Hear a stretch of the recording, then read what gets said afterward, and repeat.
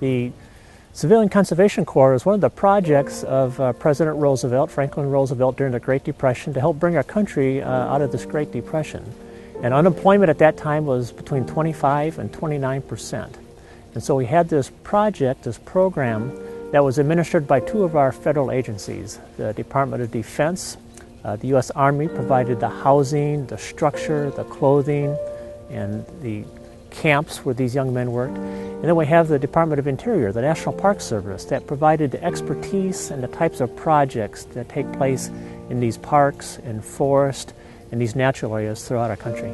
These CCC camps looked very much like Army camps. You know, it was administered by the U.S. Department of Defense and the U.S. Army, and they lived in barracks, and they had some of the very simple equipment and clothing and utilities and things that you would expect to see in an Army camp.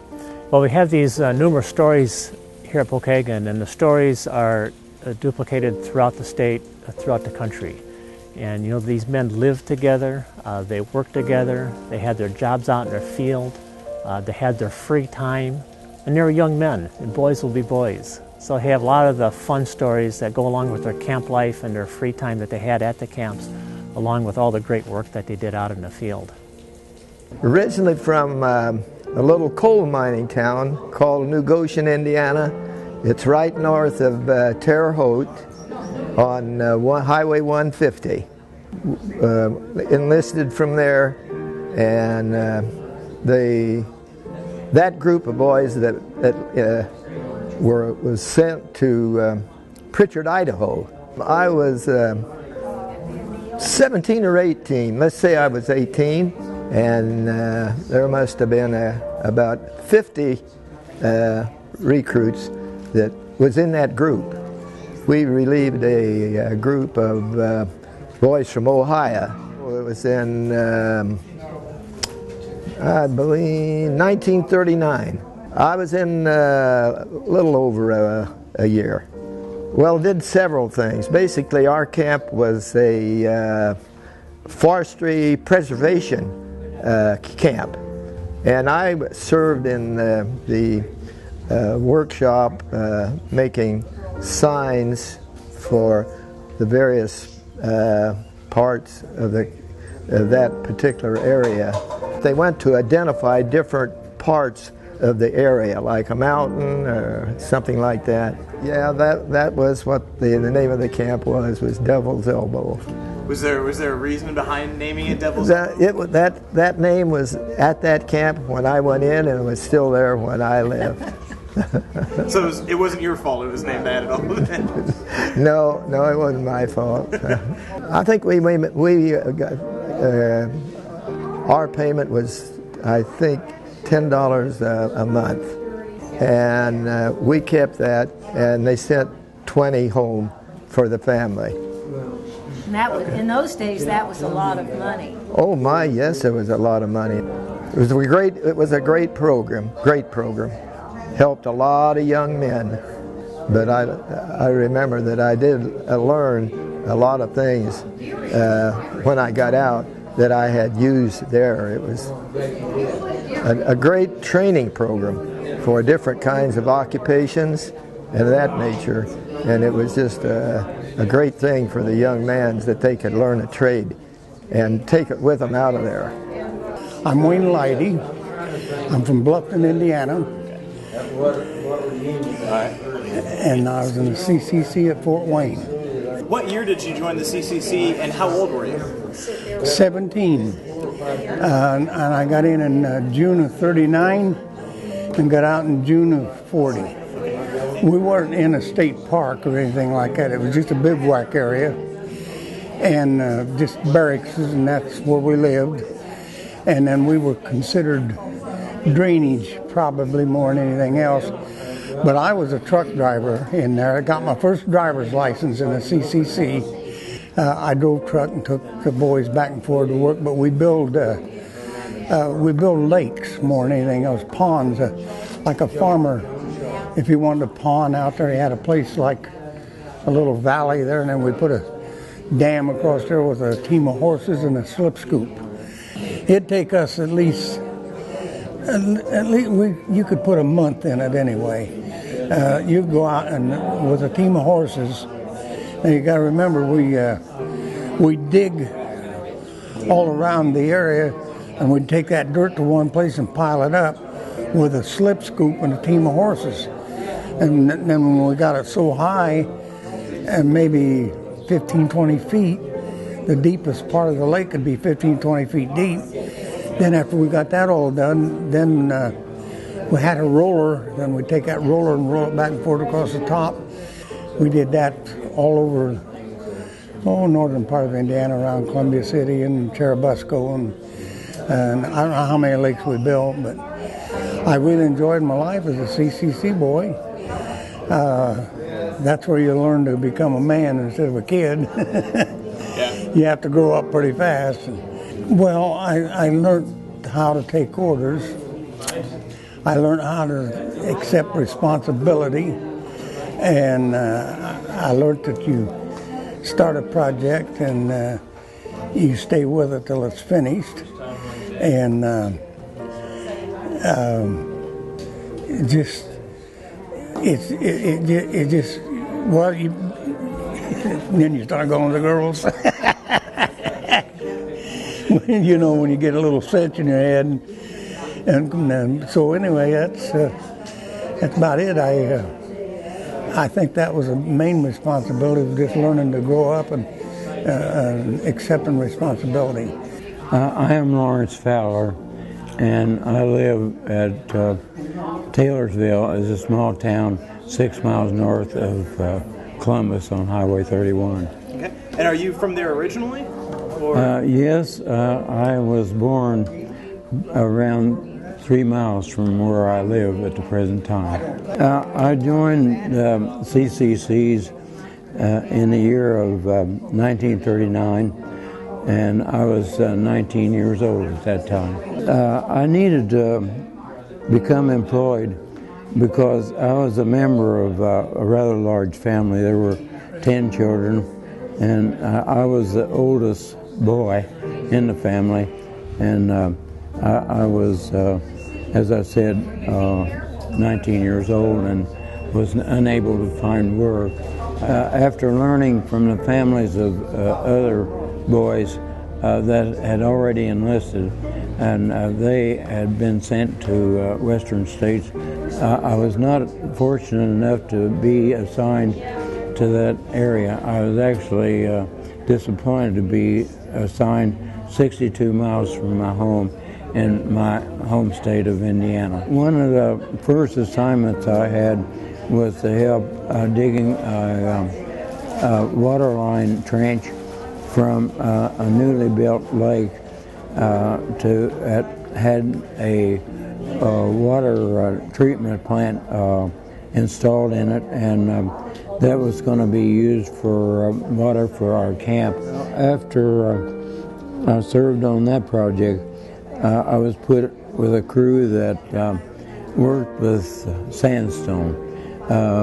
I helped build outdoor fireplaces and bases, the supports for picnic tables, and things of that nature. After that, in one of our formations, it's referred to as reveille, the captain of the camp asked if any in the group knew how to operate a typewriter, so I held my hand up. By regulation, we were only supposed to serve a limit of 2 years, but a camp was allowed to have 5 individuals that were considered to be necessary in the operation of the camp, and they were called project assistants. So I was deemed by the officials to be qualified to serve as a project assistant. So I was given that title for the remainder of my period of service. And how long was that? I only was able to serve as project assistant for 3 months because about 20 miles from our camp in a town named Charlestown, there was construction going on for producing powder for the upcoming war, which at that time may or may not occur. So I went over there and was employed. I used the masonry, the experience I had in working with the stone. I was able to lay stone in civilian life, and then something to my advantage that occurred in 1942 after our country became engaged in the Second World War. There was a need for men of my age to enlist in military service. So in taking the test, it was fortunate to me, based on my experience that I had in the CC, I passed the test and I was able to be received in the Navy with a rating of third class petty officer. When I served and was being discharged, I was given this medallion. It was for meritorious service, but I didn't actually realize at the time that I was doing anything outstanding. I was enjoying what I was doing, and I thought it was something worthwhile. When I look back on my experience in the Civilian Conservation Corps, I can't recall any experience that would stand out, except I would like to say that the whole experience was like a blessing. It was something that seemed to transform me from a boy to a man, and it taught me discipline, it taught me certain skills. So I'm very thankful through life that I had that experience. Earl Lucas, I'm Bowling Green, Indiana. I was born in 1922. I went to school at Heimer for 12 years, and if we got out of school, there wasn't anything to do, so I joined CCC at Jasonville, Indiana. We rode the Monon train from Jasonville to Monon in the afternoon. Took us all afternoon to get up there. It didn't run but about 25 miles an hour. So I spent 1940-41 up there. And then part-time I drove truck up there. All the boys to work and then go back and get their lunch and take it out to them, and then take the empty containers back, and then go back and get it. Afternoon, go back up and pick them up, take them back home. So there was 200 of us in the camp, and I enjoyed it very much. Like I tell my daughter, we made $1.25 a week. We did drainage work a lot, most of the drainage on big creeks. And we'd clean all the brush and trees off of the banks. We couldn't burn because it was muck, and they said if you set fire, it would keep going down. So we couldn't burn anything. We just had to stack it up on the hill, you know. Not well. I tell my daughter that the night we got in there, of course the older boys, you know, they were experienced, and when I got out to go to the barracks, they wanted to send us down to the warehouse to get either striped paint or board stretchers. So if we go down there, we'd wait a while, go back up and tell them, well, no, that another company had already borrowed those.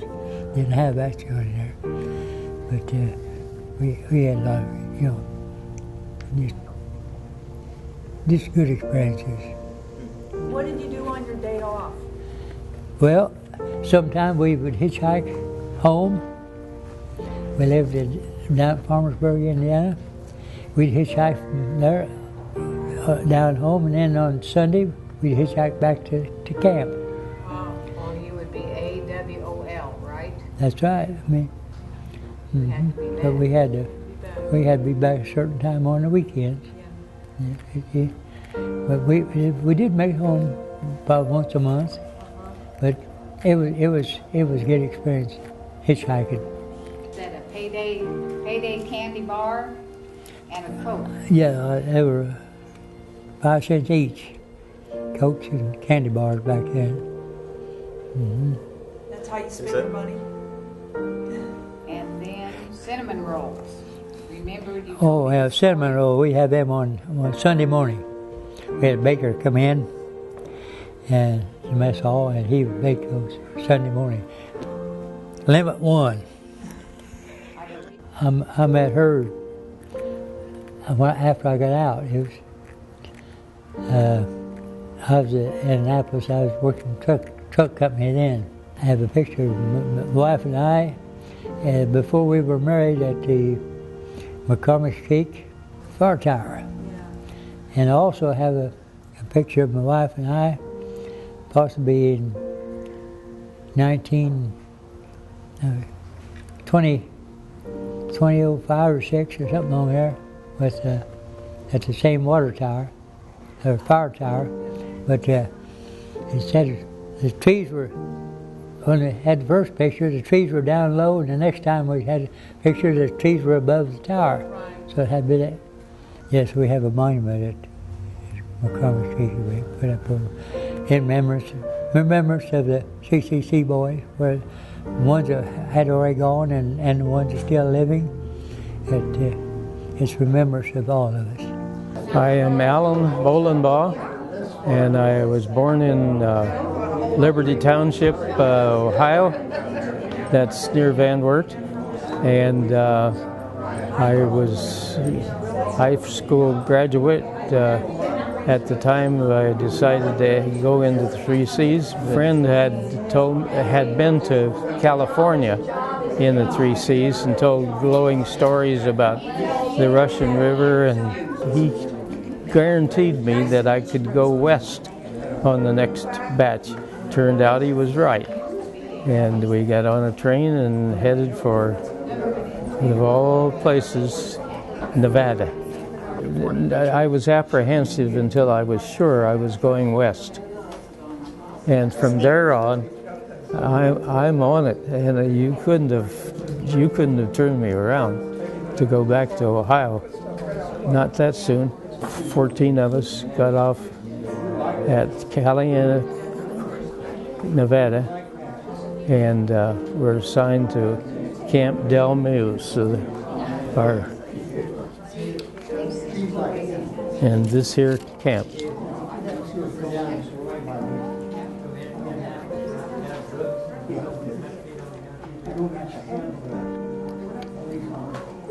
And my job, my assignment was to split rocks so they had a flat face for the riprap, to keep the erosion from that.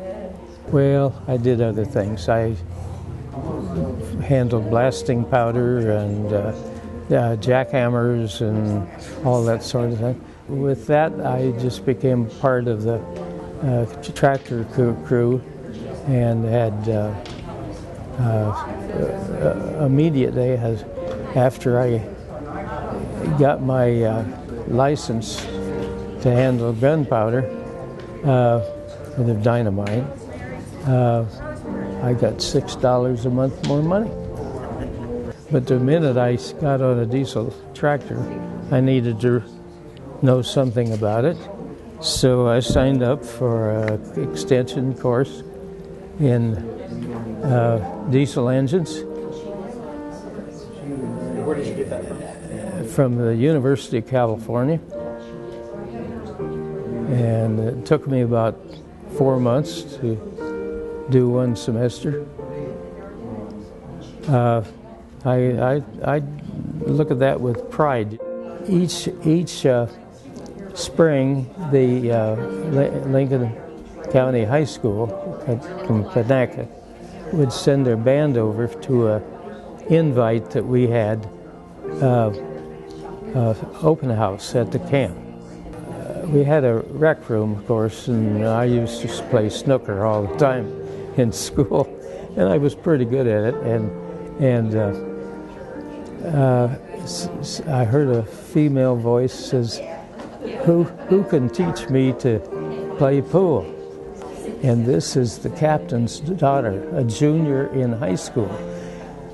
Prettiest girl I'd ever seen, for 2 years at least. and now it's kind of hard to show somebody pool without getting a little bit close. And I don't think I overdid it, but her mother stepped in the door looking for her and got her out of there in a hurry and got me somewhere else in a hurry. Later on, the captain said, "Oh, she's that way." I went to bed several nights wondering how that would have panned out if mother hadn't showed up. But I got over it. Life is not all sugar and cream in this Three Seas camp, but I learned tremendous things. But came a time when it started to melt away, and we knew it was folding, and my brother had gone in the Navy, and Mom didn't know who'd going to harvest the corn, so I went home for fall. These men in the Civilian Conservation Corps, they were boys. They were boys back in the 1930s and early 40s. They were out of work, and they were desperate to have a job and thankful to have one. And they lived in these camps together as young men. They worked hard, and I'd have to think they had no idea at that time of all this great work that they would do, and that for so many decades afterwards, thousands and thousands of people would come to these natural areas and enjoy their picnic shelters and their trails and their trees and all the things that they built and provided in these beautiful natural areas.